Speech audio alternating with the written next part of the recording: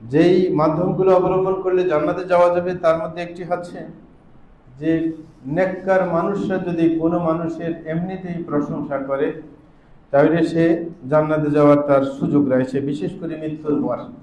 কোনো ব্যক্তি মরে গেলে যদি নেককার মানুষরা তার সম্পর্কে প্রশংসা করে তাহলে জান্নাতে যাওয়ার সুযোগ রয়েছে।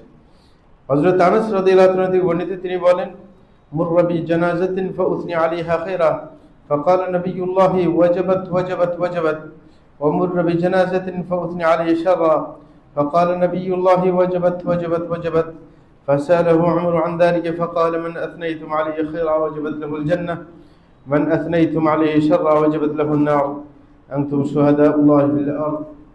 বুখারী মুসলিমের হাদিস। রসুলের পাশ দিয়ে একবার এক জানাজা নিয়ে যাওয়া হচ্ছে, তখন সাহাবায়ে কিরামের অনেকেই সেই জানাজা সম্পর্কে প্রশংসা করেছেন। তখন রসুল বললেন, অবধারিত হয়ে গেল। তিনি 3 বার বলেছেন। একটু পরে আরেকটি জানাজা নেওয়া হচ্ছে তার পাশ দিয়ে, তখন সাহাবায়ে কিরাম তাদের সম্পর্কে খারাপ মন্তব্য করেছেন। তখন রসুল বলেছেন, অবধারিত হয়ে গেছে 3 বার। হযরত ওমর ফারুক রাদিয়াল্লাহু আনহু এই সম্পর্কে রসুলকে জিজ্ঞাসা করলে তিনি বলেন যে, তোমরা যার ব্যাপারে ভালো মন্তব্য করেছিলে তার জন্য জান্নাত অবধারিত হয়ে গেছে, আর যার ব্যাপারে তোমরা খারাপ মন্তব্য করেছে তার ব্যাপারে জাহান্নাম অবধারিত হয়েছে। কারণ আনতুম শুহাদাউল্লাহি ফিল আরদ, কারণ তোমরা হচ্ছ জমিনের বুকে আল্লাহর পক্ষ থেকে সাক্ষী। তাইলে তোমরা যেটা সাক্ষী দিবে সেটাই আল্লাহর কাছে গ্রহণযোগ্য। তাইলে এটা যে কোনো মানুষের না, কারণ প্রশংসা, চোরেরও প্রশংসা চোররা করবে না, ডাকাতের প্রশংসা ডাকাতরা করে, ঠিক না? তো ওদের এই প্রশংসার কোনো গ্রহণযোগ্যতা নেই। নেককার মানুষ যারা আল্লাহ ভীরু, তারা যদি কারোর ব্যাপারে মন্তব্য করে তাহলে বোঝা গেছে তারা অবশ্যই, মানে যাদের ব্যাপারে বলেছে তারা অবশ্যই আল্লাহর বাধ্য ছিল, আল্লাহর খাঁটি বান্দা ছিল, এই কারণে প্রশংসার উপযুক্ত হয়েছেন। হযরত ওমর ফারুক রাদিয়াল্লাহু আনহু থেকে বর্ণিত, তিনি বলেন, নবী সাল্লাল্লাহু আলাইহি ওয়াসাল্লাম বলেন, আইয়ুমা মুসলিমিন শাহিদা লাহু আরবাআতুন বিখাইরিন আদখালাহুল্লাহুল জান্নাহ, যে কোনো ব্যক্তি সম্পর্কে যদি নেককার 4 জন মানুষ কল্যাণের সাক্ষী দেয় যে এই লোকটা ভালো ছিল, তাহলে আল্লাহ তাকে জান্নাতে প্রবেশ করাবেন। আমরা বললাম ওয়াসালাসাতুন, যে 3 জন নেককার মানুষ সাক্ষ্য দিলে সে জান্নাতি হবে। রাসূল বললেন 3 জন বললেও হবে। আমরা বলেছিলাম সাহাবায়ে কেরাম বলেন 2 জন দিলেও হবে, তখন রাসূল বললেন 2 জনের সাক্ষ্য দিলে হবে। তাইলে নেককার মানুষ সাক্ষ্য দেয় কাকে? নেককার মানুষ সম্পর্কে।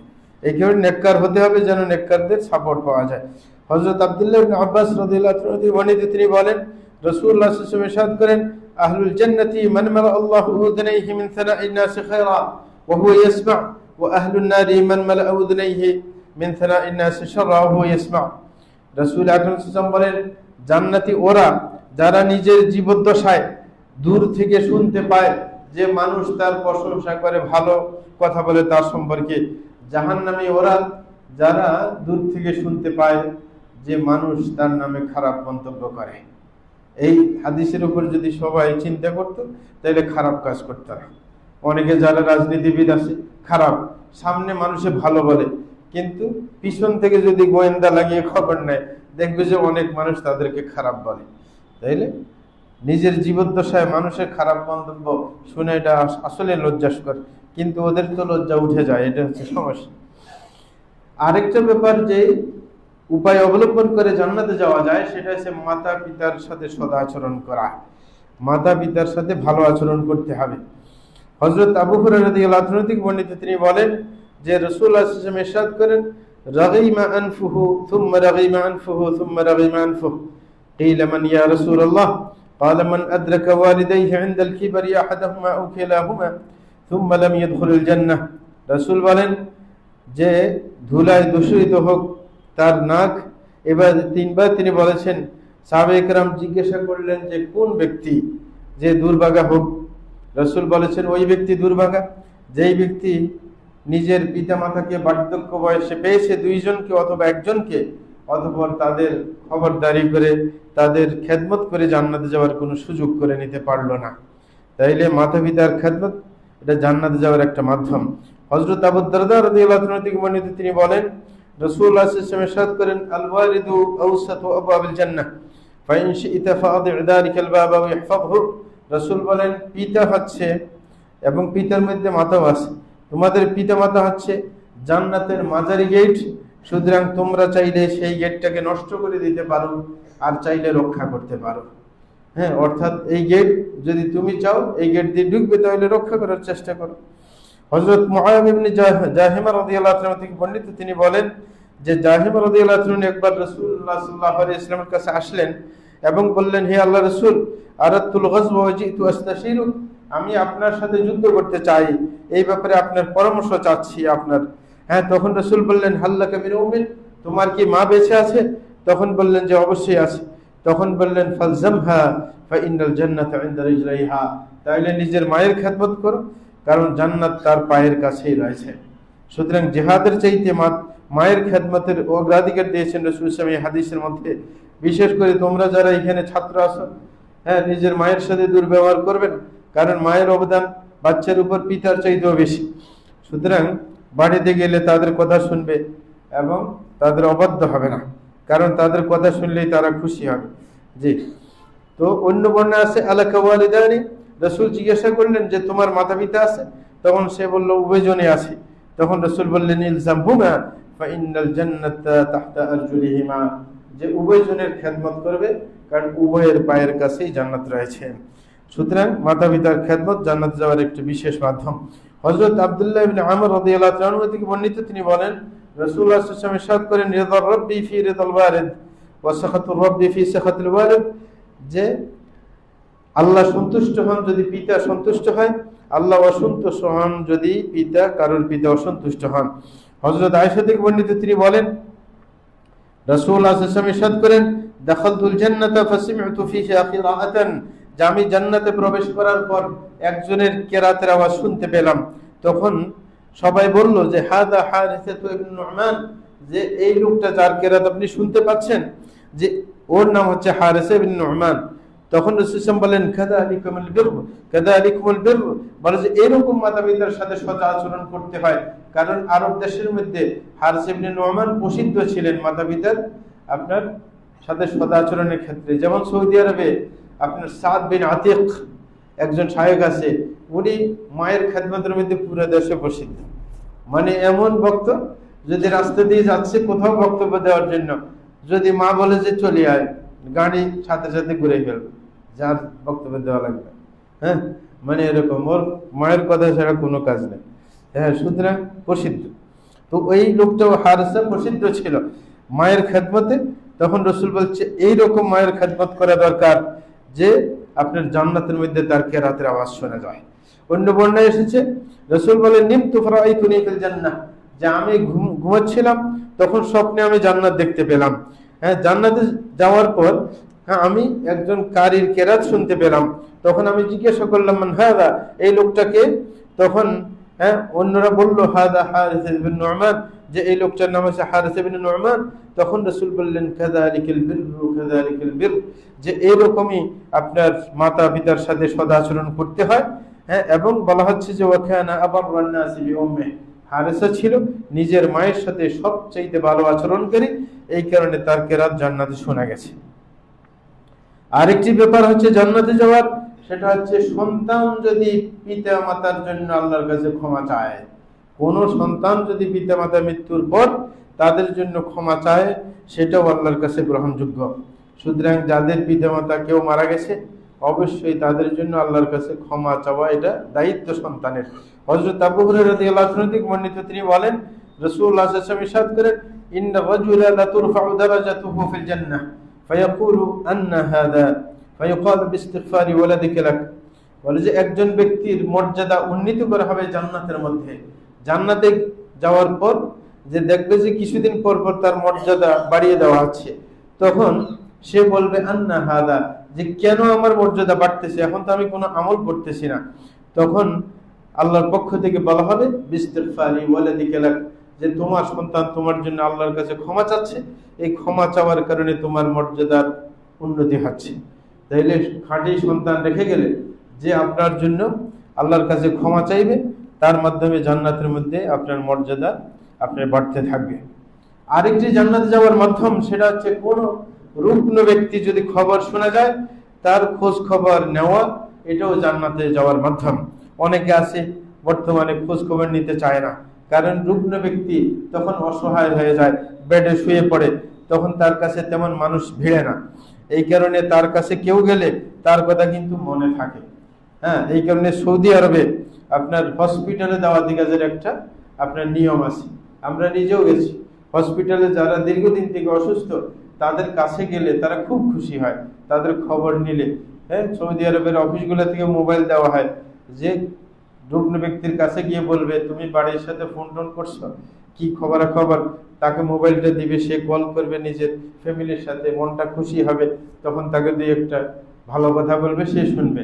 তাইলে একজন রুগ্ন ব্যক্তি সে অসহায় হয়ে পড়ে অসুস্থতার কারণে, তখন তার খবর নিলে এটা কিন্তু মনে থাকে। হ্যাঁ, এবং এটা আল্লাহ পছন্দ করেন। রাসূলুল্লাহ সাল্লাল্লাহু আলাইহি ওয়াসাল্লাম বলেন, আইদুল মারিদ ফি মাখরাফাতিল জান্নাহ, যেই ব্যক্তি রুগ্ন ব্যক্তির খবর নেয় সে জান্নাতের বাগানে বিচরণ করে। অন্য বর্ণনা আছে, মান আদা মারিদান লাম ইয়াজাল ফি খিরফাতিল জান্নাহ হাত্তা ইয়ারজিআ, কোন ব্যক্তি যদি কোনো আপনার অসুস্থ ব্যক্তির খবর নেয়, কেউ আমি খবর নেই বলছি, কেউ অর্থ করে কি শুশ্রূষা করে, মানে সেবা করে। আদার অর্থ এটা ঠিক অর্থ না, কারণ সেবা করার দায়িত্ব কাছের লোকের। হ্যাঁ, আপনি অসুস্থ হইলেন, আপনার ফ্যামিলির লোকরা আপনার সেবা করবে, বাইরের লোকেরা সেবা করা এটা নিয়ম না। হ্যাঁ, কিন্তু যদি কেউ এমন জায়গায় গেছে নিজের ফ্যামিলির লোক নাই, যেমন বাইরে অবস্থান করে, যেমন মাদ্রাসা অবস্থান করে অনেক ছেলে, তখন এখানে ফ্যামিলির লোক নাই, তাইলে তার পাশের সিটে যে থাকে সে খবর নিবে, অথবা তার ক্লাসমেট খবর নিবে, এটা হচ্ছে নিয়ম। হ্যাঁ, তাইলে অন্যরা কিন্তু খবর নিবে, সেবা শুশ্রূষা করবে কাছের মানুষ, তার ক্লাসমেট তার সেবা করবে, তার পাশের সিটওয়ালা সেবা করবে, ঠিক না? মাদ্রাসা যা কেউ অসুস্থ হইলে কিন্তু খবর সবাই দিবে। কতক্ষণ পরে আসে ওকে বলবে যে তোর অবস্থা কেমন, সাহস দিবে, বলবে যে আল্লাহ ভালো করে দিবেন, দোয়া করে দিবে, এটা হচ্ছে নিয়ম। সবাই একজোটে ও সেবা করার কোনো সুযোগ নাই, এতজনের সেবা করার। হ্যাঁ, কাছের লোকে সেবা করবে, যে কাছে থাকে, তার পাশের সিটে থাকে, তার ক্লাসমেট এরা। তাইলে বলা হচ্ছে এই আদা মানে ফিরে আসে, মানে মাঝে মাঝে খবর নেওয়া, এই ফিরে যাওয়া। আগের যুগে তো মোবাইল ছিল না, তখন কি সরাসরি যাওয়া লাগতো, এই কারণে আদা ব্যবহার করা হয়েছে। বর্তমানে হ্যাঁ, আপনার ফোন করে খবর নিলেও কি দায়িত্ব আদায় হবে। কিন্তু যদি তার আশেপাশের মানুষের সক্ষমতা না থাকে, তার আপনার কোনো আর্থিক সাপোর্টের প্রয়োজন হয়, তাইলে সেটাও করার চেষ্টা করবে, অবশ্যই সাধ্যমতো সাপোর্ট দেবে। তাইলে খবর যে নেয় সে জান্নাতের বাগানে বিচরণ করে যত পর্যন্ত ফিরে না আসে। অন্য বর্ণনায় আছে, লাম ইয়াজাল ফি খুরফাতিল জান্নাহ, কিলা ইয়া রাসূলুল্লাহ ওয়া মা খুরফাতুল জান্নাহ, ক্বালা জানাহা। হযরত আলী রাদিয়াল্লাহু আনহু থেকে বর্ণিত, তিনি বলেন রাসূলুল্লাহ সাল্লাল্লাহু আলাইহি ওয়াসাল্লাম ইরশাদ করেন, মা মিন মুসলিমিন ইয়াউদু মুসলিমান মারিয়াদান গাদওয়াতান ইল্লা সাল্লা আলাইহি ৭০,০০০ মালাক হাত্তা ইউমসি ওয়া ইন আদাহু আশিয়াতান সাল্লা আলাইহি ৭০,০০০ মালাক হাত্তা ইউসবিহা ওয়া কানা লাহু খলিফাতুন ফিল জান্নাহ। রাসূল বলেন, কোন মুসলমান ব্যক্তি যদি অন্য কোন মুসলিম রোগাক্রান্ত ব্যক্তির খবর নেয় সকাল বেলায়, তাহলে ৭০,০০০ ফেরেশতা তার জন্য দোয়া করে, হ্যাঁ, সন্ধ্যা পর্যন্ত। আর যদি সন্ধ্যায় কারোর খবর নেয় অসুস্থ ব্যক্তির, তাহলে তার জন্য ৭০,০০০ ফেরেশতা আপনার আল্লাহর কাছে ক্ষমা চায় সকাল পর্যন্ত, এবং সে ততক্ষণ পর্যন্ত জান্নাতের বাগানে বিচরণ করবে। হযরত আবু হুরায়রা রাদিয়াল্লাহু আনহু থেকে বর্ণিত, তিনি বলেন রাসূলুল্লাহ সাল্লাল্লাহু আলাইহি ওয়াসাল্লাম ইরশাদ করেন, মান আদা মারিয়াদান আও যারা আখাল্লাহু ফিল্লাহ নাদাহু মুনাদিন আন তিবতা ওয়া তাবা মানশাক ওয়া তাবাওয়াতা মিনাল জান্নাতি মানজিলা। রাসূল বলেন, কোন ব্যক্তি যদি কোনো অসুস্থ ব্যক্তির খবর নেয় এবং কোন দ্বীনি ভাইয়ের খবর নেয়, বর্তমানে তো দ্বীনি ভাইয়ের কেউ খবর নেয় না। আরব দেশ থেকে যারা ছুটিতে আসেন তাদেরকে বলবো যে নিজের এলাকার দ্বীনি ভাই যারা আছে এদের একটু খবর নেবেন, হ্যাঁ, যে কে কোথায় আছে, তাইলে এরা খুশি হবে। এদেরকে উৎসাহ দিবেন যে যেন এরা দাওয়াতি কাজে অংশগ্রহণ করে। এই দ্বীনি ভাইদের খবর নিলে আকাশ থেকে ফেরেশতা তখন বলতে থাকে, যখন সে হাঁটে দ্বীনি ভাইয়ের কাছে যায়, তখন ফেরেশতা বলতে থাকে, আমতিবতা, তুমি ভালো মানুষ, ওয়াতাবা মামসাকা, তোমার হাঁটা চলা খুবই সুন্দর। দেখে মানে ওই কাজ করার কারণে তার প্রশংসা করে। ওয়াতাবা মিনাল জান্নাতি মানজিলা, তুমি দুনিয়াতে থাকা অবস্থায় জান্নাতের ঠিকানা করে নিলে। কত বিরাট সওয়াব, যে জান্নাতে যাওয়ার একটা মাধ্যম। সুতরাং যারা বিশেষ করে বাইরে থাকেন তারা দেশে আসলে অবশ্যই দ্বীনি ভাইদের খবর নেওয়ার চেষ্টা করবেন, উৎসাহিত করবেন। আরেকটা ব্যাপার জান্নাতে যাওয়ার মাধ্যম, সেটা হচ্ছে ওই দ্বীনি ভাইদের খবর নেওয়া। হ্যাঁ, এই ব্যাপারে হযরত আনাস থেকে আরেকটা হাদিস, নবী সাল্লাল্লাহু আলাইহি ওয়াসাল্লাম ইরশাদ করেন, আলা উখবিরুকুম বিরজালিকুম ফিল জান্নাহ, যে আমি কি তোমাদেরকে জানিয়ে দেব যে জান্নাতি কারা?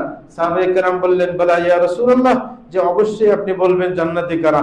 তখন রাসূল বলেন, আন নবিয়্যু ফিল জান্নাহ, যে নবী জান্নাতি, ওয়াস সিদ্দীকু ফিল জান্নাহ, সিদ্দিক জান্নাতি, ওয়ার রাজুলু ইয়াজুরু আখাহু ফি নাহিয়াতিল মিসর লা ইয়াজুরুহু ইল্লা লিল্লাহি ফিল জান্নাহ, এবং যেই ব্যক্তি এক এলাকার এক প্রান্তে কোন দ্বীনী ভাইয়ের সাথে সাক্ষাৎ করতে যায়, সেই ব্যক্তিও জান্নাতি, একমাত্র যদি আল্লাহ সন্তুষ্টির জন্য সাক্ষাৎ করতে যায়। তাহলে এখানে শর্ত দেওয়া হয়েছে আল্লাহর জন্য, শুধু আল্লাহর জন্য, আল্লাহর সন্তুষ্টির জন্য। আর হাদিসে বলা হচ্ছে যে নবী সাল্লাল্লাহু আলাইহি ওয়াসাল্লাম বলেন, মা মিন আবদিন আতা আখাহু ইয়াজুরুহু ফিল্লাহ ইল্লা নাদাহু মুনাদিন মিনাস সামা আন তিবতা ওয়া তাবাত লাকাল জান্নাহ ওয়া ইল্লা ক্বালা আল্লাহু ফি মালাকুতি আরশি আবদি যারা ফিয়া ওয়া আলাইয়া খিরাহ ফালাম ইয়ারদা লাহু বিথাওয়াবিন দুনাল জান্নাহ। রাসূল বলেন, কোন ব্যক্তি যদি আল্লাহর সন্তুষ্টির জন্য তার কোন দ্বীনী ভাইয়ের সাক্ষাতের জন্য যায়, তখন আকাশ থেকে ফেরেশতা ডাক দিয়ে বলে, আমতিবতা, তুমি খুব ভালো মানুষ, ওয়াতাবাত লাকাল জান্নাহ, এবং তোমার জন্য জান্নাত খুবই সুন্দর, হ্যাঁ, আপনার পুরস্কার। বলছে এরকম ভাবে আল্লাহ আরশের উপর থেকে বলতে থাকে, আবদি যারা ফিয়া, বলে যে আমার বান্দা আমার সন্তুষ্টির জন্য অন্য দ্বীনী ভাইয়ের কাছে গেছে, ওয়া আলাইয়া কিরাহ, এবং আমার জন্য দায়িত্ব যে জান্নাতে তার আপ্যায়ন করা। এটা খুবই সুন্দর কথা। ফালাম ইয়ারদা বিথাওয়াবিন দুনাল জান্নাহ, আল্লাহ বলছেন যে তোমার জন্য জান্নাত ছাড়া আর কোনো পুরস্কার নাই। তাইলে কোন দ্বীনী ভাইয়ের সাথে কেউ যদি আল্লাহর সন্তুষ্টির জন্য সাক্ষাৎ দেয়, তাহলে সেটা তার জান্নাত যাওয়ার বিশেষ মাধ্যম। প্রিয় ভাইরা, আরেকটা জান্নাতে যাওয়ার মাধ্যম হচ্ছে, কারোর যদি কোনো সন্তানাদি বা নিকটতম কোনো মানুষ মারা যায়, সে যদি আল্লাহর প্রশংসা করে, হ্যাঁ, তারপরেও মানে খুব প্রকাশ না করে, তাইলে জান্নাতে যাওয়ার সুযোগ রয়েছে। হযরত আবু হুরায়রা রাদিয়াল্লাহু আনহু থেকে বর্ণিত, তিনি বলেন, রাসূলুল্লাহ সাল্লাল্লাহু আলাইহি ওয়াসাল্লাম ইরশাদ করেন, ইয়াকুলুল্লাহু তাআলা, আল্লাহ বলেন, মানে হাদিসে কুদসি, মা লিআবদিল মুমিন ইনদি জাযাউন ইযা কবাতু সাফিয়াহু মিন আহলিদ দুনিয়া সুম্মা ইহতাসাবাহু ইলাল জান্নাহ, যে আমার কোন বান্দা যদি তার কোন নিকটতম মানুষকে, সাফি বলা হয়েছে শুধু সন্তান না, যে কোনো ভালোবাসার মানুষ যাকে সে খুব ভালোবাসে, এমন কাউকে যদি মৃত্যু দিয়ে দেওয়া হয়, তো আমার বান্দা যদি আমার কাছে সওয়াবের আশা করে, খুব প্রকাশ না করে, তাইলে আমি তাকে জান্নাত দিয়ে দেব। তাইলে নিজের কাছের মানুষ মারা গেলে আপনার খুব প্রকাশ করা যাবে না। যদি কেউ আল্লাহর প্রশংসা করে, আল্লাহর কাছে সওয়াবের আশা করে, তাইলে জান্নাত মিলবে। হযরত আনাস রাদিয়াল্লাহু আনহু বর্ণিত, তিনি বলেন, রাসূলুল্লাহ সাল্লাল্লাহু আলাইহি ওয়াসাল্লাম ইরশাদ করেন, মা মিনান নাসি মুসলিম ইয়ামুতু লাহু সালাসাতুম মিনাল ওয়ালাদ লাম ইয়াবলুল হিনথা ইল্লা আদখালাহুল জান্নাহ বিফadli রাহমাতিহি ইয়াহুম। রাসূল বলেন, কোন মানুষের যদি তিনটা সন্তান, নাবালক সন্তান মারা যায়, সে যদি ধৈর্য ধারণ করে, তাইলে আল্লাহ তাকে জান্নাত দিয়ে দিবেন দয়া করে। অন্য বর্ণনায় আছে, মান ইহতাসাবা সালাসাতাম মিন সুলবি দাখালাল জান্নাহ, কারোর তিনটা সন্তান যদি মারা যায় এবং সে যদি ধৈর্য ধরে আল্লাহর কাছে সওয়াবের আশা করে, তাইলে সে জান্নাতে যেতে পারবে। তখন একজন মহিলা বললেন, হে আল্লাহর রাসূল, তিনজন তো নাই, দুইজন যদি মারা যায়, তাহলে কি জান্নাত পাওয়া যাবে? হ্যাঁ, বলে দুইজন মারা গেলে ধৈর্য ধরলে জান্নাত পাওয়া যাবে। তখন ওই মহিলা বললেন পরবর্তীতে, মানে সে আর একজনের কথা জিজ্ঞাসা করে নাই, পরবর্তীতে বলে যে, হ্যাঁ, যদি আমি রাসূলকে একজনের কথা জিজ্ঞাসা করতাম, তাহলে তো একজনের ব্যাপারেও সুসংবাদ আসতো। হযরত আবু হুরায়রা রাদিয়াল্লাহু আনহু বর্ণিত, তিনি বলেন, রাসূলুল্লাহ সাল্লাল্লাহু আলাইহি ওয়াসাল্লাম কিছু আনসারী মহিলা সাহাবাদেরকে বলতেছিলেন, মানে ওয়াজ করার সময়, যে লা ইয়ামুতু লিইহদাকুন্না সালাসাতু মিনাল ওয়ালাদ ফাতাহতাসিবুহু ইল্লা দাখালাতিল জান্নাহ ফাকালাত ইমরাআতুন মিনহা ওয়া ইথনাতাইনি ইয়া রাসূলুল্লাহ ক্বালা আও ইথনাইনি। রাসূল আকরাম সাল্লাল্লাহু আলাইহি ওয়াসাল্লাম মহিলাদেরকে বলতে গিয়ে বলেন, যে কোন মহিলার যদি তিনটা সন্তান মারা যায় এবং সে সওয়াবের আশা করে, খুব প্রকাশ না করে, তাইলে সে জান্নাতে যেতে পারবে। তখন এক মহিলা উঠে বললেন, যদি দুইটা সন্তান মারা যায়, তাহলে ধৈর্য ধরলে কি জান্নাত পাওয়া যাবে? রাসূল বলছেন, তাও পাওয়া যাবে, কোনো সমস্যা নেই। এরকম ভাবে আরেকটা বর্ণনায় রয়েছে, রাসূল বলেন, লা ইয়ামুতু লিমুসলিমিন সালাসাতু মিনাল ওয়ালাদ ফায়রিজুন নাওয়া ইল্লা তাহিল্লাতুল কসম। রাসূল বলেন, কারোর যদি তিনটা সন্তান মারা যায় এবং সে ধৈর্য ধারণ করে, তাহলে জাহান্নামে সে প্রবেশ করবে না, শুধু কসম রক্ষার্থে প্রবেশ করবে। কারণ কোরআনের মধ্যে আল্লাহ কসম খেয়ে বলছে, প্রত্যেককে জাহান্নাম অতিক্রম করতে হবে, ওই যে ফুলসিরাতের উপর দিয়ে। তাইলে যার সন্তান তিনটা মারা যাবে, ধৈর্য ধারণ করলে শুধু ফুলসিরাতের উপর দিয়ে যাওয়া ছাড়া তার জাহান্নামে যাওয়া লাগবে না। হযরত আবু হাসান রাদিয়াল্লাহু আনহু থেকে বর্ণিত, তিনি বলেন যে আমি আবু হুরায়রা রাদিয়াল্লাহু আনহুকে বললাম যে ইন্নাহু ক্বাদ মাতা লি ইবনানি ফামা আনতা মুহাদ্দিসি আন রাসূলিল্লাহি বিহাদিসিন তুতাইয়িবু বিহি আনফুসানা আন মাউতানা। হযরত আবু হাসান ইনি একজন তাবেঈ ছিলেন। তিনি হযরত আবু হুরায়রাকে বললেন যে আমার দুইটা ছেলে মারা গেছে, মনটা খুব অস্থির হয়ে আছে, আপনি কি আমাকে এমন কোন হাদিস শুনাইতে পারেন যে হাদিস শুনলে আমার মনটা শান্ত হয়ে যাবে? হযরত আবু হুরায়রা বলছেন অবশ্যই তোমাকে শোনাবো। তো শুনাইতে শুরু করলেন, বললেন সিগারুহুম তাআমিসুল জান্নাহ ইয়াতলাক্কা আহাদুহুম আবাহু আও আবওয়াইহি ফায়াখুযু বিথাওবিহি আও বিয়াদিহি কামা আখুযু আনা বিসানিফাতি থাওবিকা হাযা ফালা ইয়াতনাহা আও ক্বালা ফালা ইয়ানতাহি হাত্তা ইউদখিলাহুল্লাহু আও আবাহু আল জান্নাহ। হ্যাঁ, হযরত আবু হুরায়রা বলতেছেন যে ছোট বাচ্চা যারা মারা যায় নাবালক অবস্থায়, এরা হচ্ছে জান্নাতের কি ছোট ছোট কীট পতঙ্গের মতো। বলে যে এদের কেউ তার মাতা পিতাকে কাপড় ধরে টানবে, টেনে টেনে তাদেরকে জান্নাতে পৌঁছিয়ে দেবে। তাহলে ছোট বাচ্চা এগুলো কি আপনার নিজের বাপের বা মায়ের কি কাপড় টেনে জান্নাতে পৌঁছিয়ে দেবে। সুতরাং সন্তান মারা গেলে ধৈর্য ধারণ করা অবশ্যম্ভাবী। এরকম ভাবে হযরত মুআয বিন কুররা তার পিতা থেকে বর্ণনা করেন যে একজন ব্যক্তি নবী সাল্লাল্লাহু আলাইহি ওয়াসাল্লামের কাছে এসে বললেন এবং তার সাথে রাসূলুল্লাহ সাল্লাল্লাহু আলাইহি ওয়াসাল্লামের কাছে আসলেন, তার সাথে একটা ছেলে ছিল। মানে একজন ব্যক্তি তার ছেলেকে নিয়ে রাসূলের কাছে আসলেন। আসার পরে রাসূল তাকে বললেন না তুমি কি এই ছেলেকে ভালোবাসো? মানে বাপকে বলতেছে রাসূল। তখন ওই ব্যক্তি বলতেছে হাব্বাকাল্লাহ কামা উহিব্বু, বলে যে আল্লাহ আপনাকে ভালোবাসেন আমি যেরকম তাকে ভালোবাসি। সন্তানকে তো ভালোবাসবেই, এটাই স্বাভাবিক। তখন বলছেন কিছুদিন পরে ওই সন্তানটা মারা যায়। মারা যাওয়ার পর রাসূল আকরাম সাল্লাল্লাহু আলাইহি ওয়াসাল্লাম আর তাকে দেখতে পাইলেন না। মানে ওই লোকটাকে জিজ্ঞাসা করলেন যে ওই লোকটাকে এখন দেখা যাচ্ছে না কেন? তখন আপনার খবর নেওয়ার পর সে আসলো। হ্যাঁ, তখন রাসূল সাল্লাল্লাহু আলাইহি ওয়াসাল্লাম তাকে বললেন মা ইয়াসুররুকা আল্লাহ তাতিয়া বাবান মিন আবওয়াবিল জান্নাহ ইল্লা ওয়াজাদতাহু ইনদাহু ইয়াসআ বিফাতহিল লাকা। রাসূল বলেন যে তোমার মন খারাপ করার কোনো কারণ নেই। তোমার যখন সন্তান মারা গেছে, তুমি যখন মারা যাবে তখন তোমার সন্তান জান্নাতের গেটে গিয়ে তোমার জন্য অপেক্ষা করবে এবং তোমার জন্য জান্নাতের গেট খুলে দেওয়ার ব্যবস্থা করবে। সুতরাং সন্তান মারা গেলে ছোট অবস্থায় ধৈর্য ধারণ করলে জান্নাত মিলবে। উতবা ইবনে আব্দুল্লাহ সালামী তিনি বলছেন যে আমি রাসূল সাল্লাল্লাহু আলাইহি ওয়াসাল্লাম থেকে শুনেছি, তিনি বলেন মা মিন মুসলিমিন ইয়ামুতু লাহু থালাথাতু মিনাল ওয়ালাদ লাম ইয়াবলুগুল হিনথা ইল্লা তালাক্কাউহু মিন আবওয়াবিল জান্নাতি الثمانية মিন আইয়িহা শা। কোন মুসলমান যদি তার তিনটে সন্তান মারা যায় নাবালক, তাহলে তারা জান্নাতের 8টা গেটে দাঁড়িয়ে থাকবে তাকে জান্নাতে ঢোকানোর জন্য। এরকম ভাবে আরেকটা হাদিসের মধ্যে রাসূলুল্লাহ সাল্লাল্লাহু আলাইহি ওয়াসাল্লাম বলেন যখন ইদা মাতা ওয়ালাদুল আবদি ক্বালা আল্লাহু লিমালাইকাতিহি, যখন কোনো ব্যক্তির সন্তান মারা যায় তখন আল্লাহ জাল্লা শাআনহু তার ফেরেশতাদেরকে বলে যে কবতু ওয়ালাদ আবদি, যে তোমরা কি আমার সেই বান্দার সন্তানকে রূহ কবজ করে ফেললে? তখন ওরা বলবেন নাম, যে আমরা তার সন্তানের রূহ কবজ করেছি। তখন আল্লাহ বলবেন কবতুম সামারাতা ফুআদি, তার অন্তরের সেই ভালোবাসার টুকরো টুকরো তোমরা কবজ করে নিয়ে আসলে? তখন তারা বলবে যে অবশ্যই। তখন আল্লাহ বলবেন যে মাযা ক্বালা আবদি, যখন তার কলিজার টুকরাটার জীবন নিয়ে আসলে তখন আমার বান্দা কি বলছিল সেটা বলো। তখন ফেরেশতারা বলেন যে হামিদাকা ওয়াস্তারজা, যে বেশি কিছু বলে নাই, সে আলহামদুলিল্লাহ বলেছে এবং কি ইন্না লিল্লাহি ওয়া ইন্না ইলাইহি রাজিউন বলেছে। তখন আল্লাহ বলবেন উবনু লি আবদি বাইতান ফিল জান্নাহ, যে যখন সে আল্লাহর প্রশংসা করেছে, আমার প্রশংসা করেছে, তাহলে জান্নাতের মধ্যে তার জন্য একটা ঘর বানিয়ে দাও যেটার নাম হবে বাইতুল হামদ। কি নাম হবে? বাইতুল হামদ।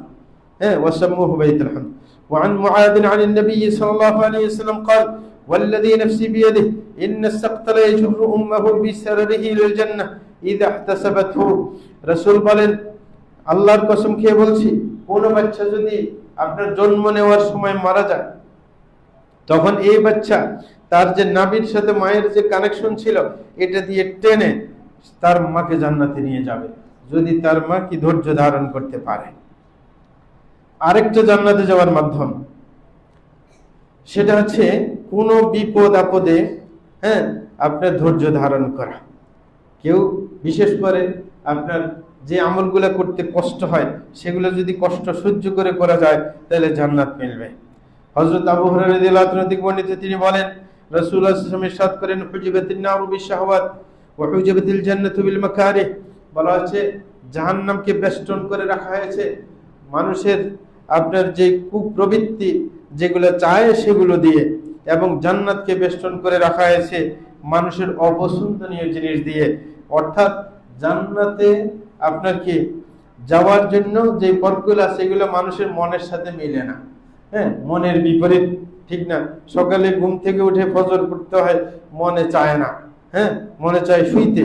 তাহলে জান্নাতের কাজগুলো কি মনের বিপরীতে, কিন্তু জাহান্নামের কাজগুলো মনের পক্ষে।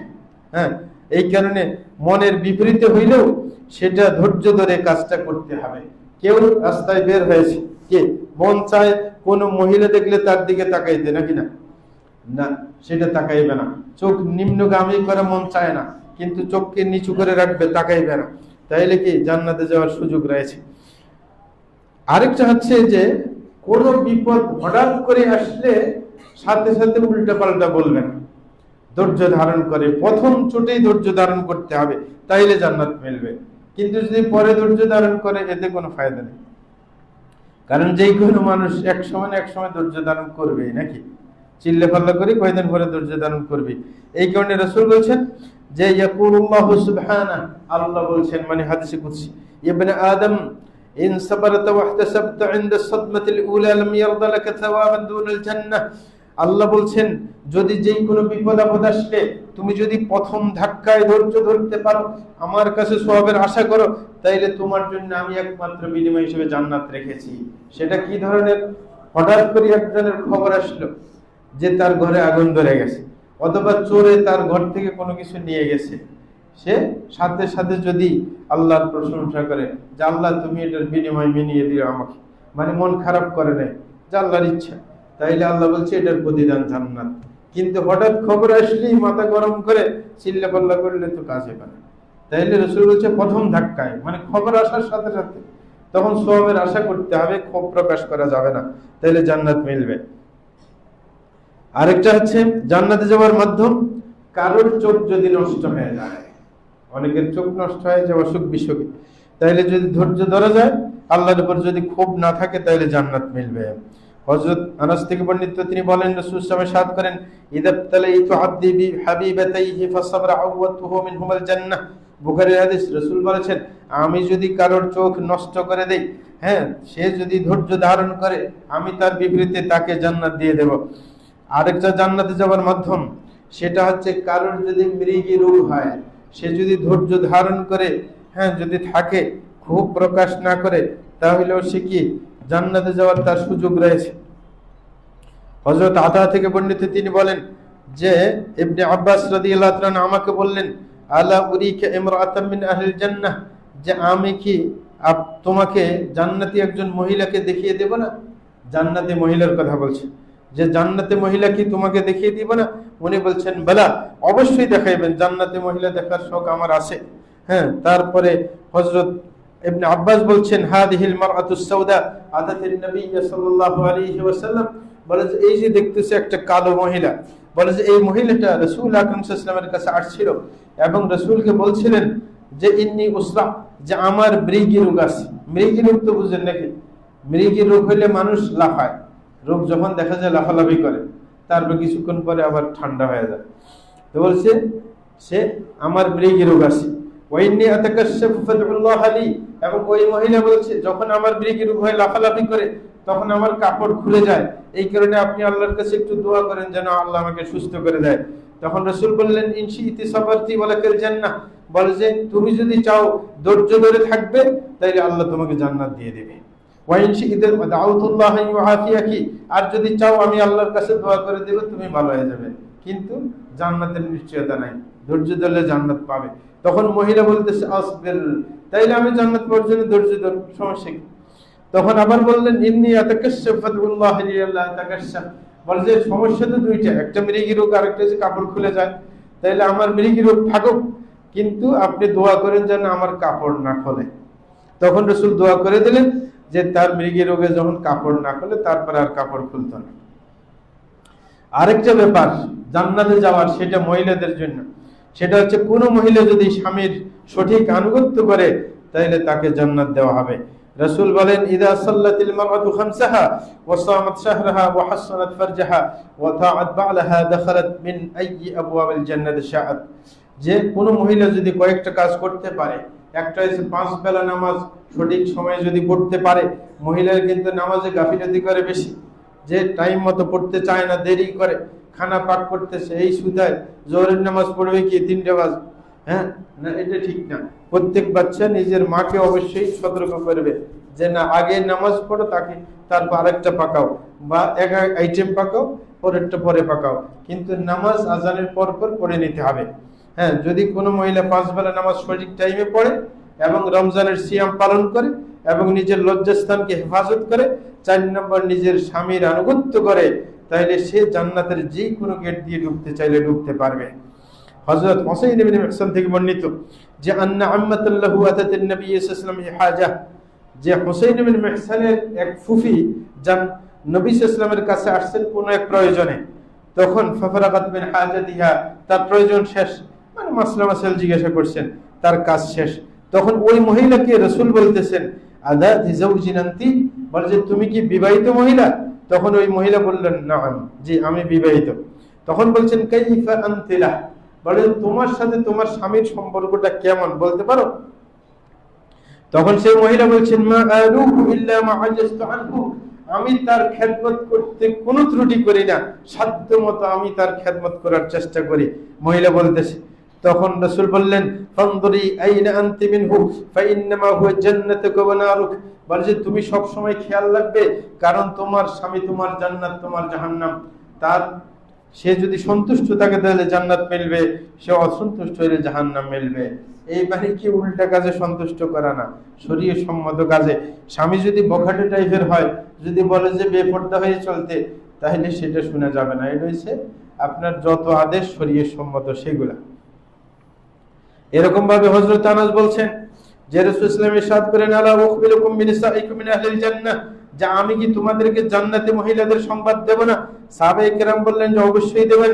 তখন রাসূল বলছেন, কুল্লু ওয়ালুদিন ওয়াদুদ, বলে যে ওই মহিলারা জান্নাতি যারা স্বামীকে বেশি ভালোবাসে এবং পাশাপাশি বেশি বেশি সন্তান জন্ম দেয়। এখন তো সন্তান জন্মই দিতে চায় না, বলে যে 2টা হইলেই যথেষ্ট, নাকি না? না, যারা জান্নাতি মহিলা এরা অবশ্যই সন্তান বেশি জন্ম দেবে। বলছে, ইদা গাদিবাত আও উসিবা ইলাইহা আও উসিআ ইলাইহা আও গাদিবা যাওজুহা ক্বালাত ইয়াদি ফি ইয়াদিক, বলে যে জান্নাতি মহিলা ওই মহিলা যখন সে রাগান্বিত হয়, অথবা তার স্বামী তার সাথে খারাপ আচরণ করে, অথবা তার স্বামী তার সাথে রাগ করে, তখন ওই মহিলা তার হাতে হাত দিয়ে বলে, লা আত্তাহিলু বিগামদিন হাত্তা তারদা, বলে যে আমি ঘুমাবো না যতক্ষণ পর্যন্ত তুমি আমাকে ক্ষমা না করবে। বলে যে ওই মহিলা জান্নাতি। এখন তো এই যে মহিলার সাথে রাগ করলে বলে তুমি তোমার হালে থাকো, সে আরেক রুমে যে ঘুমাই থাকে না। জান্নাতি মহিলা আছে যে স্বামীকে খুশি না করে ছাড়া ঘুমাইবে না, সে ক্ষমা চাইবে যে আমার দোষ ঠিক আছে, আমাকে মাফ করে দাও, তারপরে ঘুমাইতে যাবে। আরেক হাদিসে রাসূল বলেন, জান্নাতে মহিলা কারা? বলছেন, আল ওয়াদুদুল ওয়ালুদ, যে স্বামীকে বেশি ভালোবাসে এবং সন্তান বেশি জন্ম দেয়। আল্লাতী ইযা যালামাত আও যুরিমাত ক্বালাত হাযিহি নাসিয়াতি বিয়াদিক, যখন তার উপর জুলুম করা হয় অথবা সে জুলুম করে। দেখেন 2 রকমই বলছে রাসূল, যে মহিলার উপর স্বামী জুলুম করছে অথবা সে স্বামীর উপর জুলুম করছে, যেটাই হোক না কেন তারপরে ঝগড়া লাগে গেছে, তখন তারপরেও স্বামী রাগ করলে বলে, হাযিহি নাসিয়াতি বিয়াদিক, যে আমি তোমার সামনে উপস্থিত, আমি তোমার কাছে ক্ষমা চাই। লা আযুকু গামদান হাত্তা তারদা, আমি ঘুমাবো না যতক্ষণ পর্যন্ত তুমি আমার উপর খুশি না হবে। আরেকটা জান্নাতে যাওয়ার মাধ্যম, সেটা হচ্ছে কারোর কাছে কোনো কিছু চাওয়া যাবে না। কি? কারোর কাছে কোনো কিছু চাইবে না। এই যে ছাত্ররা একজনের কাছে একজনের কিছু চাইবে না, যে বাস নিজে যেটা নিজের কাছে আছে এটা নিয়ে খুশি, বাস। অনেকে আছে দেখা যায় যে ছোট বাচ্চা একটা আরেকটার কাছে সে নাস্তা খেতে নাস্তা চায়, নাকি বলে যে আমার একটা দে, না তুমি ধৈর্য ধরে থাকবে, তুমি ওর কাছে যাবে না। যদি কারোর কাছে জীবনে কিছু না চাইতে পারো তাইলে রাসূল জান্নাতের দায়িত্ব নেবেন, কারো কাছে কিছু চাওয়া যাবে না।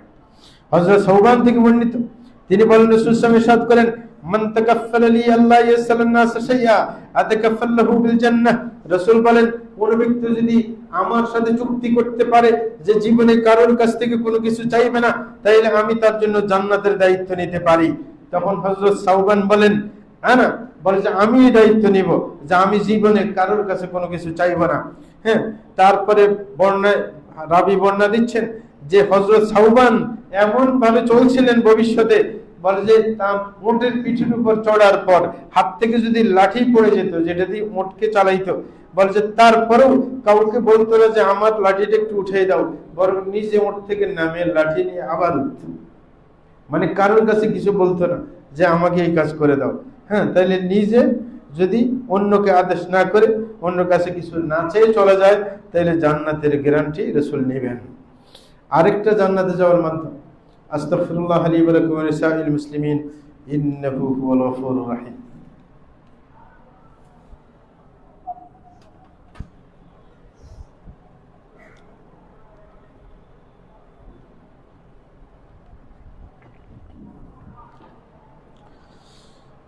আলহামদুলিল্লাহি রাব্বিল আলামিন ওয়া সলাতু ওয়াসসালামু আলা সাইয়্যিদিল মুরসালিন নবিয়িনা মুহাম্মদ ওয়া আলা আলিহি ওয়া সাহবিহি আজমাইন, আম্মা বা'দ। প্রিয় ভাইরা, আমরা আলোচনা করতেছিলাম জান্নাতে যাওয়ার মাধ্যম নিয়ে। আরেকটা জান্নাতে যাওয়ার মাধ্যম হচ্ছে যে রব হিসেবে আল্লাহর উপর খুশি থাকা, মুহাম্মদ সাল্লাল্লাহু আলাইহি ওয়াসাল্লামের উপর খুশি থাকা রাসূল হিসেবে, ইসলামের উপর খুশি থাকা ধর্ম হিসেবে। এগুলোর উপর খুশি থাকার মানে শুধু এমনি খুশি হয়েছেন তা না। আপনি যদি একজনের উপর খুশি থাকেন তাইলে তার কথা মতো চলবেন, নাকি না? একজন শিক্ষকের উপর যদি ছাত্র খুশি থাকে যে আমার ভালো শিক্ষক, সে আমার অনেক কি ফায়দা করতেছে, ভালো করে পড়াইতেছে, তাইলে এর কথা শুনবে না? এ যদি বলে এই কাজ করে, দূর দিয়ে কাজ করবে, কারণ সে ওর উপর খুশি। এই জন্য তাইলে রবের উপর খুশি থাকা মানে উল্টা পাল্টা চলা না। রবের খুশি থাকা মানে রবের কথা মতো চলা। মুহাম্মদ সাল্লাল্লাহু আলাইহি ওয়াসাল্লামের খুশি থাকা মানে মুহাম্মদ সাল্লাল্লাহু আলাইহি ওয়াসাল্লামের আদর্শ মতো চলা। হ্যাঁ, ইসলামের উপর খুশি থাকা মানে ইসলামের নিয়ম কানুনের উপর সঠিকভাবে চলা। এটার মানে এটা। হযরত আবু সাঈদ খুদরি রাদিয়াল্লাহু তাআলা থেকে বর্ণিত, তিনি বলেন রাসূলুল্লাহ সাল্লাল্লাহু আলাইহি ওয়াসাল্লাম ইরশাদ করেন, ইয়া আবা সাঈদ, হে আবু সাঈদ, মান রাদিয়া বিল্লাহি রাব্বা ওয়া বিল ইসলামি দীনা ওয়া বিমুহাম্মাদিন নাবিয়্যা ওয়াজাবাত লাহুল জান্নাহ। যে ব্যক্তি আল্লাহর উপর সন্তুষ্ট থাকে রব হিসেবে, ইসলামের উপর সন্তুষ্ট থাকে দ্বীন হিসেবে, মুহাম্মদ সাল্লাল্লাহু আলাইহি ওয়াসাল্লামের উপর সন্তুষ্ট থাকে নবী হিসেবে, তার জন্য জান্নাত অবধারিত হয়ে যাবে। ইসলামের উপর যদি সন্তুষ্ট থাকে দ্বীন হিসাবে, তাইলে যে কোনো ক্ষেত্রে ধর্ম ছাড়া অন্য কিছুকে চয়ন করা যাবে না। অনেক আছে ধর্ম মানে ব্যক্তি জীবনে, রাজনীতি করতে গেলে কি সে ওই যে বিএনপি আওয়ামী লীগ খোঁজে, তাইলে এই ব্যক্তি কি আল্লাহর উপর ধর্মের উপর খুশি আছে? সব জায়গায় ধর্মকে মানবে না কেন? যদি অন্য জায়গায় ধর্মকে না মানে, তাইলে সে ধর্মের উপর খুশি না সর্বক্ষেত্রে, এটাই বোঝা যায়। এটা অবশ্যই খেয়াল করতে হবে। এরকম ভাবে অন্য বর্ণনায় আছে, রাসূল বলেন, রাদিতু বিল্লাহি মান ক্বালা রাদিতু বিল্লাহি রাব্বা ওয়া বিল ইসলামি দীনা ওয়া মুহাম্মাদ রাসূলা ওয়াজাবাত লাহুল জান্নাহ। আর এটা কিন্তু আপনার মাঝে মাঝে পড়তে হয় এই দোয়াটা, রাদিতু বিল্লাহি রাব্বা ওয়া বিল ইসলামি দীনা ওয়া মুহাম্মাদ রাসূলা। আরেকটা জান্নাতে যাওয়ার মাধ্যম, এটা একবারে সুন্দর মাধ্যম। একজন মানুষ যদি মুয়াজ্জিনি করে বিনা পয়সায় 12 বছর যদি আজান দেওয়া যায়, তাহলে জান্নাত তার জন্য অবধারিত। বিনা পয়সা আজান দিতে হবে। হ্যাঁ, তাইলে তার কারোর বাড়ির পাশে মসজিদ হলে সুন্দর করে আজান শিখে যদি 12 বছর আজান দেওয়া যায়, জান্নাতে যাওয়া যায়। হযরত আবু মুসা আশআরী রাদিয়াল্লাহু তাআলা থেকে বর্ণিত, তিনি বলেন রাসূল সাল্লাল্লাহু আলাইহি ওয়াসাল্লাম ইরশাদ করেন, ইন্নাল্লাহা ইয়াবআথুল আইয়ামা ইয়াওমাল কিয়ামাতি আলা হাইয়াতিহা ওয়া ইয়াবআথু ইয়াওমাল জুমআতি যাহরা মানিরা আহলুহা ইয়াহুফুনা বিহা কাল আরুসি তুহদা ইলা কারীমিহা। আল্লাহ বলছেন, রাসূলুল্লাহ সাল্লাল্লাহু আলাইহি ওয়াসাল্লাম বলেন যে আল্লাহ জাল্লা শানু দিনগুলোকে কিয়ামতের দিন তার অবয়বে উপস্থিত করবেন। দিনগুলো তো এখন দেখা যায় না, এটা সময়ের নাম, কিন্তু আল্লাহ জাল্লা শানু কিয়ামতের দিবসে দিনগুলোকে অবয়ব দিয়ে সৃষ্টি করে তারপরে সামনে উপস্থিত করবেন। এবং জুমার দিনকে সৃষ্টি করবেন ঝলঝলে একটা কি আপনার ফুলের মতো, যে চকচক করতে থাকবে। বলছে যেরকম মানে সুন্দরী মহিলার মতো, যে তখন সবাই এসে তার আশেপাশে ঘোরাঘুরি করবে। মানে জুমার দিনটাকে এত সুন্দর করে আল্লাহ সৃষ্টি করবেন। বলে যেরকম আপনার নতুন বধূকে দেখার জন্য মানুষের কাছাকাছি ঘোরাঘুরি করে, এরকম জুমার দিনের কাছাকাছি ঘোরাঘুরি করবে। তখন জুমার দিন থেকে আলো প্রকাশ পাবে এবং তারা এই আলোতে চলতে থাকবে। বলে যে আলওয়ানহুম কাসসালজি বায়াদা, যে তাদের রং আপনার একবার ফর্সা হয়ে যাবে জুমার দিনের আলোতে। ওয়ারিহুম ইয়াসতু কাল মিস্ক, এবং যারা এই জুমার দিনের আশেপাশে থাকবে তাদের শরীর থেকে মিশক আম্বরের সুঘ্রাণ বের হবে। ইয়াখুদুনা ফি জিবালিল কাফুর, তারা কাফুরের পাহাড়ের উপর অবস্থান করবে। ইয়ানতুরু ইলাইহিমুস সাকালান, তখন জিন এবং মানুষ তাদের দিকে তাকাবে। মা ইয়াতরুকুনা তাআজ্জুবান হাত্তা ইয়াদখুলুনাল জান্নাহ, বলে যে তারা এরকম আশ্চর্য হয়ে দেখতে থাকবে আর এরা জান্নাতে চলে যাবে। বলে যে লা ইউখালিতুহুম আহাদুন ইল্লাল মুআদ্দিরুন আল মুহতাসিবুন, বলে যে এদের সাথে অ্যাড হইতে পারবে একমাত্র ওই মুয়াজ্জিনরা যারা বিনা পয়সা আযান দিয়েছে। তারা কি এরকম ভাবে জান্নাতে যাওয়ার সুযোগ পাবে।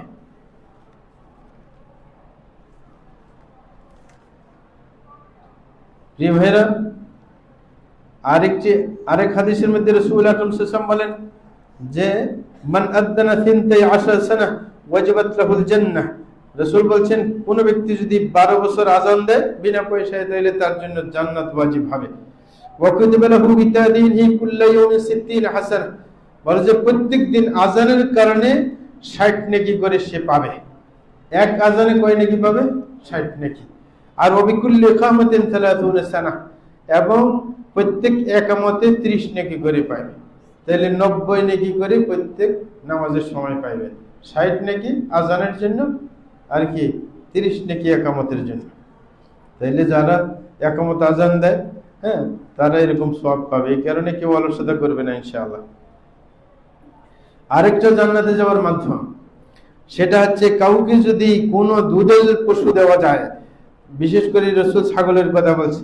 একটা ছাগল দুধ দেয়, একজনকে দিল তুমি এটা পালবার দুধ খাবে, বাস তাহলে জান্নাত পাওয়া যায়। হযরত আব্দুল্লাহ ইবনে আমর থেকে বর্ণিত, তিনি বলেন রাসূল সাল্লাল্লাহু আলাইহি ওয়াসাল্লাম ইরশাদ করেন আরবাউনা খাসলাহ আলাহুন্না মানিহাতান আল আনস, বলে যে 40টা জিনিস আছে, 40টা কাজ আছে যেগুলো করলে জান্নাতে যাওয়া যায়। তার মধ্যে গুরুত্বপূর্ণ হচ্ছে যে কাউকে যদি দুধের কোনো ছাগল দেওয়া যায়, দুধ দেয় যে এমন ছাগল যদি কাউকে দেওয়া যায় দুধ খাওয়ার জন্য, বলে যে মা মিন আমিলিন ইয়ামালু বিখাসলাতি মিনহা রাজা সাওয়াবিহা ওয়া তাসদীক মাউদিহা ইল্লা আদখালাহু আল্লাহু বিল জান্নাহ, বলে যে 40টি কাজ, হাদিসের মধ্যে কিন্তু 40টা বলা হয়নি, মুশকিল। বলে যে 40টা কাজ যদি কেউ করে আল্লাহর কাছে সওয়াবের আশায়, তাহলে সে জান্নাতে যেতে পারবে। বলে যে হাসান বলতেছেন, যিনি বর্ণনাকারী, বলছে ফাআদাদনা মা দুনা মানিহাতিল আনজ মিন রাদ্দিস সালাম, বলে যে আমরা চিন্তা করলাম যে 40টা কি কি হইতে পারে। তখন আমরা যখন রাসূল বলেছে বেশি গুরুত্বপূর্ণ ছাগল, তারপরে চিন্তা করলাম, আমরা চিন্তা করে বাইর করলাম যে সালামের উত্তর দেওয়া, হাসি দিলে হাসির উত্তর দেওয়া, রাস্তা থেকে কোনো ময়লা দূর করে ফেলানো, এই জাতীয় যত কাজ আছে সবগুলোর মাধ্যমে কি জান্নাতে যাওয়া যায়। বলে যে তখন আমরা 15টা গুনতে পারছি, কিন্তু সব গুনে পারি নাই। আচ্ছা, যাই হোক, তাইলে এরকম ছোটখাটো কাজ যেগুলা হাদিসে এসেছে এগুলোর মাধ্যমে জান্নাত মিলবে। আরেকটা হচ্ছে জান্নাতে যাওয়ার মাধ্যম, কেউ যদি তার সম্পদ রক্ষা করতে গিয়ে যদি মৃত্যুবরণ করে, কেউ কারণ কি পকেট মারতে আসছে নাকি, তখন এই পকেট ধরছে আর গুলি করে দিয়েছে অথবা ছুরি মেরে দিয়েছে, মরে গেছে, তাইলে সে জান্নাতে যাবে। রাসূল বলতেছেন মান কুতিলা দুনা মালিহি মাতলুবান ফালাহুল জান্নাহ, বলছে কেউ যদি নিজের সম্পদ রক্ষা করতে গিয়ে যদি তাকে হত্যা করা হয়, তাহলে তাকে আল্লাহ জান্নাত দিয়ে দিবেন। অন্য হাদিসে আছে মান কুতিলা দুনা মালিহি ফাহুয়া শাহীদ, কেউ যদি সম্পদ রক্ষা করতে গিয়ে মারা যায় তাহলে সে শহীদ হবে। আরেকজন জান্নাতে যেতে পারবে কোন মহিলা যদি আপনার সন্তান জন্ম নেওয়ার পর যদি মারা যায়, সন্তান জন্ম নিতে কষ্ট পাইছে, পরে সন্তান প্রসব করার পর মারা গেছে, এই অবস্থায় মারা গেলে ওই মহিলা জান্নাতি হবে। রাসূল আসলাম বলেন আল কতলু ফি সাবিলিল্লাহি শাহাদা, বলছে আল্লাহর রাস্তায় যুদ্ধ করে যদি শহীদ হয় এটাও শাহাদাতের সওয়াব পাবে। ওয়াত-তাউনু শাহাদা, মহামারীতে মারা গেলে শাহাদাতের সওয়াব পাবে। ওয়াল গরাকু শাহাদা, কেউ পানিতে ডুবে মারা গেলে সে শাহাদাতের সওয়াব পাবে। ওয়াল বাতরু শাহাদা, কেউ পেটের রোগের কারণে যদি মারা যায় তাহলে সে শহীদ হবে। ওয়ান নুফাসা ওয়াজরুহা ওয়ালাদুহা বিসরারি ইলাল জান্নাহ, বলে যে কোন মহিলা যার সন্তান প্রসব হওয়ার পর সে যদি মারা যায়, তাইলে তাকে তার সন্তান তার আপনার কি নাভির রশি দিয়ে টেনে তাকে জান্নাতে নিয়ে যাবে, যেটা আগেও গেছে হাদিসটা। ওয়াল হারকু ওয়াসফি ওয়াসাইল ফিল জান্নাহ, অন্য বর্ণনা আছে কেউ যদি আগুনে পুড়ে মারা যায় তাও মারা যাবে, কেউ যদি পানিতে ভেসে মারা যায় তাও সে জান্নাতি হবে, আর সে শাহাদাতের সওয়াব পাবে। আরেকটা জান্নাতে যাওয়ার মাধ্যম, সেটা হচ্ছে কেউ যদি নিজের জন্মভূমি ছাড়া অন্য জায়গায় আল্লাহর সন্তুষ্টির জন্য গেছে, ওইখানে মারা গেছে, তাহলে সে আপনার জান্নাতি হবে। রাসূল আকরাম সাল্লাল্লাহু আলাইহি ওয়াসাল্লাম বলেন, তুফিয়া রাজুলুন বিল মাদিনাতি ফাসাল্লা আলাইহি নবী, যে একজন ব্যক্তি মদিনায় মারা গেছে, সে কিন্তু মদিনার লোক না, অন্য এলাকার লোক। তখন রাসূল সাল্লাল্লাহু আলাইহি ওয়াসাল্লাম তার জানাজা পড়ছিলেন, তখন আবার বলছিলেন ইয়া লাইতাহু মাতা ফি গায়রি মাওলিদিহি, তখন উনি বলছিলেন যে এই লোকটা তো নিজের জন্মভূমিতে মারা যায়নি, সে নিজের জন্মভূমি ছাড়া অন্য জায়গায় মারা গেছে। না, ওই ব্যক্তি সম্পর্কে বলছেন যদি এই ব্যক্তি নিজের এলাকায় না মারা গিয়ে যদি অন্য এলাকায় মারা যাইতো তাইলে ভালো হইতো। তখন এক সাহাবী উঠে বললেন, লিমা ইয়া রাসূলুল্লাহ, আপনি এই কথা বললেন কেন, যে নিজের জন্মভূমি ছাড়া অন্য এলাকায় যদি মারা যাইতো?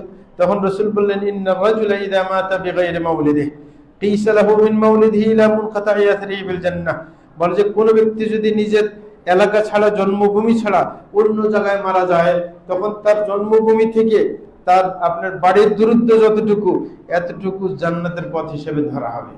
তাইলে যারা বিদেশে গিয়ে মারা যায়, অনেকে আফসোস করে আমার ছেলেটা বিদেশে মরে গেছে, মানে লস নাই, কি লস নাই, সে বাইরে মারা গেলে সে জান্নাতে অতটুকু কাছে চলে যাবে। আরেক জান্নাতে যাওয়ার মাধ্যম হচ্ছে কেউ মারা গেলে যদি তার জানাজায় 3টা কাতার মানুষ হয়, তাহলে সে জান্নাতে যাওয়ার সুযোগ পাবে। রাসূলুল্লাহ সাল্লাল্লাহু আলাইহি ওয়াসাল্লাম ইরশাদ করেন, মা মিন মুসলিমিন ইয়ামুত ফায়ুসাল্লি আলাইহি সালাসাতু সুফুফ মিনাল মুসলিমিন ইল্লা আওজাব, কেউ মারা গেলে তার জানাজায় যদি 3 কাতার মানুষ হয়, তাহলে সে জান্নাতে যাবে। অনেকে আবার চালাকি করে 3 কাতার বানায়, মানে মানুষ যে কয়েকটা হয়েছে 3 কাতার বানায় না, চালাকি করে না, বাস্তবে যদি হয় আর কি। আরেকটা জান্নাতে যাওয়ার মাধ্যম, সেটা হচ্ছে যে কোনো ব্যক্তি যদি আপনার বিপদে পড়ে তাকে যদি সান্ত্বনা দেওয়া যায়, তাইলে আল্লাহ জাল্লাহু তাকে জান্নাত দিবেন। অনেক মানুষ তার বাচ্চা মরে গেছে, আরেকজন আসে, তার কাজ হবে তাকে একটু সান্ত্বনা দেওয়া, যে সান্ত্বনা দেবে সুন্দর করে, বলবেন যে আল্লাহ তার বিকল্প মিলিয়ে দেবে, আল্লাহ তাকে তোমার জন্য সুপারিশকারী বানাবে, তার মন যেন একটু খুশি হয়ে যায়। রাসূল বলছেন, মা মিন মুমিনিন ইউআজ্জি আখাহু বিমুসিবাতিন ইল্লা কাসাহু আল্লাহু মিন হুলালিল কারামাতি ইয়াউমাল কিয়ামা, কোন ব্যক্তি যদি আপনার কোনো বিপদগ্রস্ত হয়, তাকে যদি কোনো দ্বীনী ভাই এসে তার বিপদের সময় তাকে সান্ত্বনা দেয়, তাহলে আল্লাহ জাল্লাহু সম্মানের পোশাককে আমাদের তাকে পরিয়ে দিবেন। সম্মানের পোশাক দিলে তাকে জান্নাতে দিবেন না? অবশ্যই দিবেন। এরকম ভাবে আরেকটা কাজ জান্নাতে যাওয়ার, সেটা হচ্ছে বেশি বেশি মানুষকে সালাম দেওয়া, বেশি বেশি সালাম দিতে হবে। দ্বিতীয় নম্বর হচ্ছে মানুষকে বেশি বেশি খাওয়ানো, টাকা থাকলে নাস্তা করে দিবে, মানুষ আসলে নাস্তা করে দিবে। যারা দোকানদার, এদের জন্য সুবিধা, দোকানে আসলে একটু হালকা নাস্তা দিয়ে দিল, বিস্কুটের চা দিয়ে দিল, খারাপ কি? তাইলে বেশি খাওয়াইলো। বলে যে আরেকটা হচ্ছে আত্মীয়তার বন্ধন রক্ষা করা, জান্নাতে যাওয়ার মাধ্যম। আরেকটা হচ্ছে নম্র কথা বলা, গরম না বলা, নম্র কথা বললেও জান্নাতে যাওয়া যায়। এই 4টে জিনিস একসাথে হাদিসের মধ্যে আসছে। হযরত আবু হুরায়রা থেকে বর্ণিত, তিনি বলেন, রাসূলুল্লাহ সাল্লাল্লাহু আলাইহি ওয়াসাল্লাম ইরশাদ করেন, ওয়াল্লাযী নাফসি বিয়াদিহি লা তাদখুলুল জান্নাতা হাত্তা তু'মিনু ওয়া লা তু'মিনু হাত্তা তাহাব্বু আও লা আদুল্লুকুম আলা শাইইন ইযা ফাআলতুমুহু তাহাব্বাবতুম আফশুস সালামা বাইনাকুম। রাসূল বলেন, আল্লাহর কসম খেয়ে বলছি, তোমরা জান্নাতে যেতে পারবে না যতক্ষণ পর্যন্ত ঈমানদার না হবে, আর ঈমানদার হতে পারবে না যতক্ষণ পর্যন্ত একে অপরকে ভালো না বাসবে আল্লাহর জন্য। বলে যে আমি কি এমন কাজের কথা বলবো না যেটা করলে তোমরা একে অপরকে ভালোবাসতে শুরু করবে? সেটা হচ্ছে একে অপরকে বেশি সালাম দেবে, তাইলে কি আপনার ভালোবাসা সৃষ্টি হবে।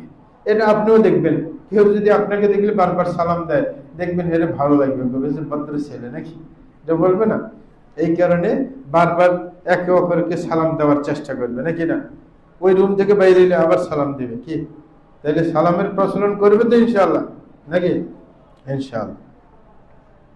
রাসূল বলছেন একটা ওয়াল, দুইজন একসাথে আসছে, হঠাৎ করে একটা ওয়াল আসছে, পারেতে গিয়ে একজন এই সাইডে গেছে, আরেকজন ওই সাইডে গেছে, ওই সামনে গিয়ে যেন আবার সালাম দেয়। কি তাহলে একজনকে যদি কতক্ষণ দেখা যায়নি, আরেক রুমে গেছে, ওই রুম থেকে বাইরে আবার আসছে, তখন আবার সালাম দেবে নাকি?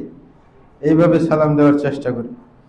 রাসূল আলো বলেন যে ইয়া আইয়ুহান নাস আফশুস সালাম ওয়া আত'ইমুত তাআম ওয়াসিলুল আরহাম ওয়াসাল্লু বিল লাইলি ওয়ান নাসু নিয়াম তাদখুলুল জান্নাতা বিসালাম। এটা নূরানীতে এই হাদিসটা পড়ানো হয়। রাসূল বলছেন, হে মানুষ, তোমরা বেশি বেশি সালাম দিবে এবং বেশি বেশি অন্যকে খাওয়ানোর চেষ্টা করবে, আত্মীয়তার বন্ধন রক্ষা করার চেষ্টা করবে, এবং রাত্রিবেলায় যখন মানুষ সবাই ঘুমায় থাকে তখন তুমি উঠে তাহাজ্জুদের নামাজ পড়বে, তাইলে জান্নাতে একবারে সহজে ঢুকে যেতে পারবে। কি তাইলে জান্নাতে সহজে যাওয়ার মাধ্যমে সেই চারটা। হযরত আবু মালিক আশআরী থেকে বর্ণিত, তিনি বলেন রাসূলুল্লাহ সাল্লাল্লাহু আলাইহি ওয়াসাল্লাম ইরশাদ করেন, ইন্না ফিল জান্নাতি গুরাফা ইউরা যাহিরুহা মিন বাতিনিহা ওয়া বাতিনুহা মিন যাহিরিহা আ'আদ্দাহু আল্লাহু লিমান আত'আমা আত-তা'আম ওয়া আলানা আল-কালাম ওয়া তাবা'a as-সিয়াম ওয়া সাল্লা বিল-লাইলি ওয়ান-নাসু নিয়াম। রাসূল বলছেন, জান্নাতের মধ্যে এমন কিছু রুম আছে যে রুমগুলোর ভিতর থেকে বাইরে দেখা যাবে, বাইরের থেকে ভিতরটা দেখা যাবে, মানে এত ফর্সা চকচকে যে বাইরে থেকে ভিতর দেখা যায়, ভিতর থেকে বাইরে দেখা যায়। এখন বর্তমানে অনেক বিল্ডিং আছে কি গ্লাস দিয়ে, ভিতর থেকে বাইরে দেখা যায় না, ওই রকম। হ্যাঁ, কিন্তু ওইখানে তো আরো সুন্দর অবশ্যই হবে। বলতেছে এই রুমগুলো তৈরি করা হবে কাদের জন্য?